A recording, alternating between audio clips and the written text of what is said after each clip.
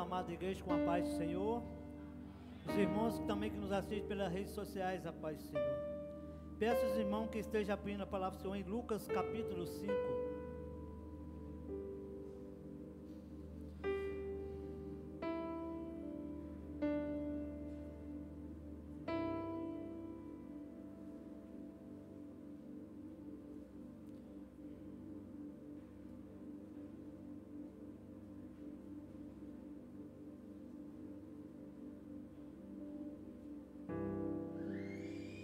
Amém?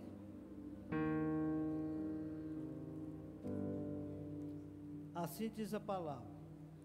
Aconteceu que apertaram a multidão para ouvir a palavra de Deus. Estava ele junto ao lago de Genezaré. E viu 2 barcos junto à praia do lago.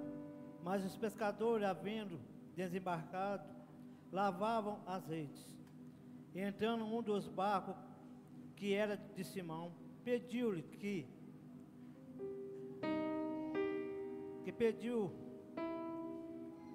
que afastasse um pouco da praia. E assentando, ensinava do barco a multidão. E quando acabou de falar, disse a Simão: faze-te ao lago e lançai vossas redes para pescar. E respondeu-lhe Simão: mestre, havendo trabalhado toda a noite e nada apanhamos, mas sob a tua palavra lançarei as redes. E isso fazendo, apanharam grande quantidade de peixe, que rompiam e liam as redes. Então fizeram sinais aos companheiros do outro barco, para que fosse ajudá-los, e foram colhendo ambos os barcos, ao ponto de quase ir ao pique. E vendo isso, Simão Pedro prostrou-se aos pés de Jesus, dizendo: Senhor, retira de mim, porque sou pecador. Pois à vista da peca que fizeram, a admiração se apoderou dele, ele e todos os seus companheiros.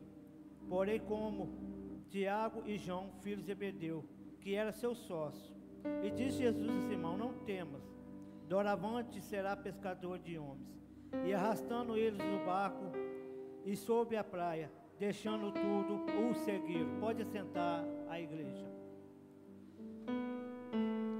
Antes de eu começar a pregar essa palavra, eu vou falar um pouco da trajetória de Jesus. No jardim do Éden existiam 2 árvores: a árvore do bem e do mal, a árvore do conhecimento, mas também havia a árvore da vida. Então o diabo fez que Eva comesse daquele fruto. E quando Eva come aquele fruto, gerou morte para nossas vidas, gerou o pecado. Então o Senhor diz que faria inimizade entre a mulher e a serpente. Então o Senhor falou uma promessa: mas da mulher sairia aquele que esmagaria a cabeça da serpente. E passado um tempo, o anjo Gabriel visita Maria e fala com Maria: Maria, você dará um filho que o Espírito Santo está gerando em você. E por que eu estou falando de Maria? Porque o fruto que Maria estava nela gera vida, que é Jesus. E passado o tempo, o menino crescia. E com 12 anos, ele crescia em conhecimento, porque ele estava ensinando na sinagoga. Passado o tempo, ele morando com o pai e com a mãe, aos 30 anos, ele vai até o Rio Jordão. E ali ele começa a ir para o Rio Jordão, onde ele encontra João Batista, que é aquele que começou o caminho do Senhor.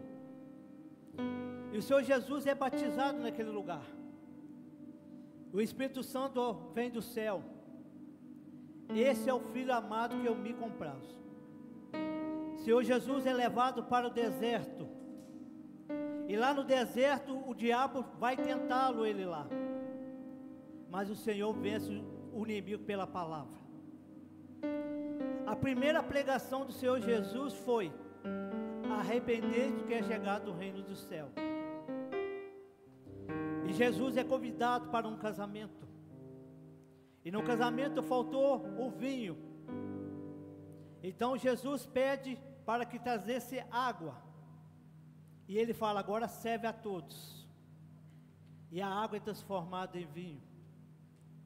O poder do Senhor Jesus já estava na vida dele. Agora nós vamos chegar nesse ponto que nós estamos aqui.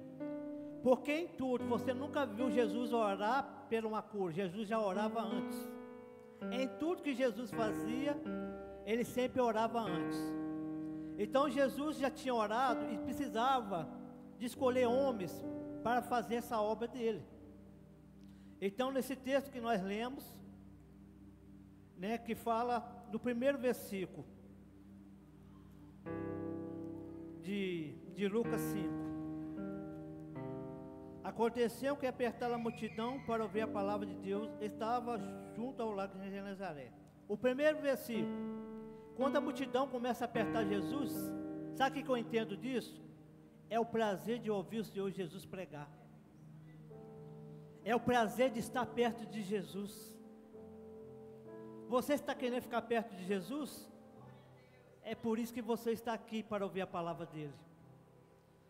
Então Jesus, ele arrastava uma grande multidão, porque a palavra dele era a palavra de salvação, não era a palavra de prosperidade. A prosperidade que Jesus fala está no céu, não é nada que vivemos nessa terra. No versículo 2, também diz a palavra: e viu 2 barcos junto à praia do lago, mas os pescadores, havendo desembarcado, lavavam as redes. Era o costume deles sair do lago e juntar as redes e lavar. Mas vocês entenderam que nesse texto, você imagina a frustração desses homens sem pescar. Homens que todo dia pescavam, e naquele dia não pescaram nada. Olha como é que a alegria desses homens naquele dia caiu, uma tristeza sobre a vida deles. Porque quando um homem sai para trabalhar, ele quer levar para casa aquilo que ele pescou. Então Jesus, observando eles, lavando o barco. No terceiro versículo: e entrando no dos barcos que era de Simão, pediu que afastasse um pouco da praia, para, assentando, ensinava do barco multidões. Jesus queria estar no barco sozinho. Jesus está no barco com você? Se Jesus não estiver no barco, nada acontece. Porque era a intimidade dele para ensinar. Jesus começou a ensinar sobre a palavra de Deus, sobre o amor, sobre a paz, sobre a alegria. Então ele entrou no barco de Simão, e eram 2 barcos que tinha. E quando a gente olhamos 2 barcos, nos versículos mais à frente, Jesus dá uma ordem aos discípulos que vai em 2 e 2. Por quê? Que se um falhar, mas o outro está de pé. Se um cair, o outro tem que levantar. Então nessa palavra já tem 2 barcos. E nesses 2 barcos estavam Simão, Tiago e João. São 3 discípulos que todo o texto da Bíblia aqui era o que o Jesus chamava quando ele ia orar. Era aquele que tinha mais a proximidade, que ele andava muito com ele.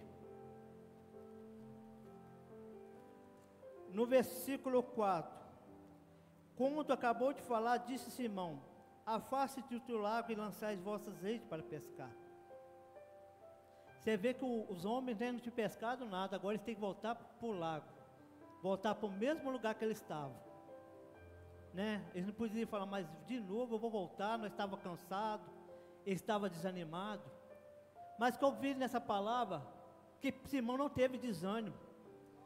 Ele teve que fazer a vontade do Senhor.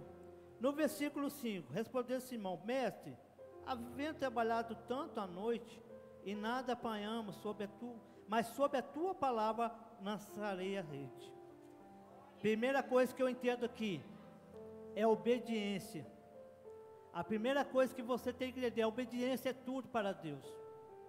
Todos aqueles que desobedeceram a Deus caiu em ruínas, mas aqueles que obedeceram a palavra do Senhor foram vitoriosos. No versículo 6, e isto fazendo, apanhando grande quantidade de peixe, rompia-lhe as redes. Olha como é que o milagre acontece. Eu imagino, Felipe, aqueles homens, por mais que eles eram pescadores, aqueles homens nunca tinham conseguido pescar o tanto que eles pescaram nesse dia. Porque eu falo que o Senhor tem poder na terra, porque o Senhor dá ordem aos animais. Eu imagino aquela hora ali, os peixes não podiam fazer sem permissão de Deus. Porque aqueles homens jogavam a rede e os peixes não estavam naquele lugar. Mas quando Jesus chega, imagina aqueles peixes se aproximando. Porque uma grande coisa ia acontecer na vida daqueles homens. Então é um milagre acontecendo. Aonde que você acha que não vai acontecer, aonde que você acha que o milagre não acontece, é aí que acontece. Então, eram homens que estavam frustrados, mas agora a alegria começa a entrar nos corações deles. Às vezes você chegou aqui, às vezes triste, por seu dia, por aquilo que você passou hoje, ou durante a semana, mas o Senhor Jesus vem para te dar alegria e paz, que esses homens ali precisavam. No versículo 7, então fizeram sinais aos companheiros do outro barco, para que fosse ajudá-lo, e foram e colheram ambos os barcos, ao ponto de quase ir a pique. Outra coisa que a gente aprendemos aqui, a bênção não foi só para eles, a bênção foi para todos. A bênção não é só para mim nessa noite, mas a bênção é para todos vocês que aqui estão. Então é isso que nós temos que entender, que Deus, quando Ele abençoa a todos. Imagina aqueles homens com alegria, na hora que eles viram aqueles peixes tirando do mar, aquela quantidade de peixe que ali estavam. A alegria que aqueles homens voltaram de novo.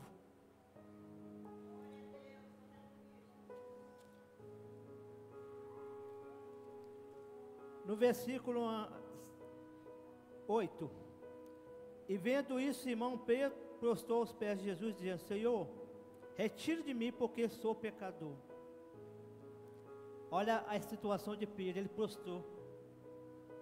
Primeira coisa que ele falou: Senhor, eu sou pecador, não sou digno de ficar perto de ti. Mas ele não compreendia que o Senhor tem um propósito na vida de Pedro. O Senhor Jesus chegou até Pedro porque tinha um propósito na vida dele. Às vezes você chegou aqui hoje, Deus tem um propósito na sua vida, como tem na minha vida.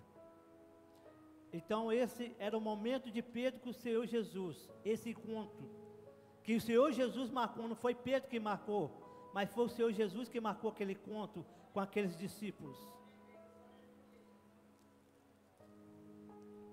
No versículo 9, pois à vista da pesca que fizeram, a admiração se apoderou nele em todos os seus companheiros. Assim como Pedro se admirou, todos eles foram admirados pelo milagre que o Senhor Jesus fez. E às vezes a gente também tem que admirar quando um irmão recebe uma bênção. A gente se alegrar quando um irmão recebe a bênção. É isso que a palavra nos ensina, que nós devemos se alegrar com a vitória dos nossos irmãos. Não querendo só para a gente, que a gente tem uma mania de querer só as coisas para fazer. Às vezes você vem no culto, a palavra não falou comigo, falou sim, você que não prestou atenção da palavra. A gente tem esse costume, o irmão não veio hoje, a palavra era para ele. Não, a palavra não era para ele, era para você. Aleluia, glória a Deus. No versículo 10, bem como Tiago e João, filhos de Zebedeu, que eram dos seus sócios, disse a Jesus: Simão, não temas, doravante será pescador de homens. E arrastando os barcos sobe a praia, deixando tudo, o seguiram. Então aqui, primeiro trabalho de Pedro, você vai ser pescadores de almas, você vai ser pescadores de homens. Mas isso, a palavra ficou só para Pedro? Não, essa palavra também é para mim. Nós também somos pescadores de almas. Você é pescadores de alma nessa noite, você tem esse propósito do Senhor. Mas uma coisa me chama a atenção no último versículo ali: deixaram tudo para trás. Eles falaram, largaram tudo, a pesca, largaram a vida que eles viviam, porque sabiam que o Senhor Jesus tinha o melhor para eles. Eu falo deixar tudo, irmãos, que lá no Velho Testamento, Em Sodoma e Gomorra, Ló morava naquele lugar. E o Deus manda anjos avisar Ló: vai ser destruída essa cidade, você tem que sair com sua família.